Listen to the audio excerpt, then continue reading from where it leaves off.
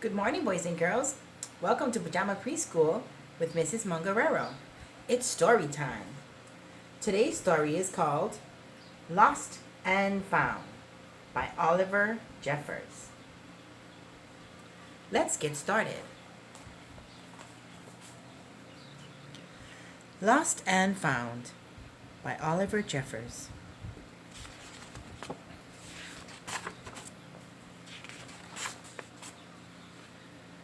Once there was a boy who found a penguin at his door. The boy didn't know where it had come from, but it had began to follow him everywhere. The penguin looked sad, and the boy thought it must be lost. So the boy decided to help the penguin find its way home. He checked in the Lost and Found office, but no one was missing a penguin. He asked some birds if they knew where the penguin came from, but they ignored him. Some birds are like that. The boy asked his duck, but the duck floated away. He didn't know either. That night, the boy couldn't sleep for disappointment. He wanted to help the penguin, but he wasn't sure how. The next morning, he discovered that penguins come from the South Pole.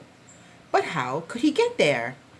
He ran down to the harbor and asked a big ship to take them to the South Pole. But his voice was much too small to be heard over the big ship's horn. Together, the boy decided he and the penguin would row to the South Pole. So the boy took his rowboat out and tested it for size and strength. He told stories to the penguin to help pass the time. Then they packed everything they would need and pushed the rowboat out to sea. They rowed south for many days and many nights.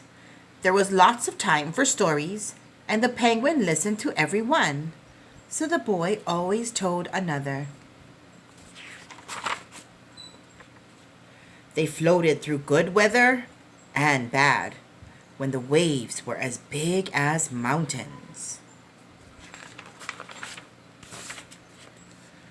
Until finally, they came to the South Pole. The boy was delighted, but the penguin said nothing. Suddenly, it looked sad again as the boy helped it out of the boat. Then, the boy said goodbye and floated away. When he looked back, the penguin was still there, but it looked sadder than ever. It felt strange for the boy to be on his own.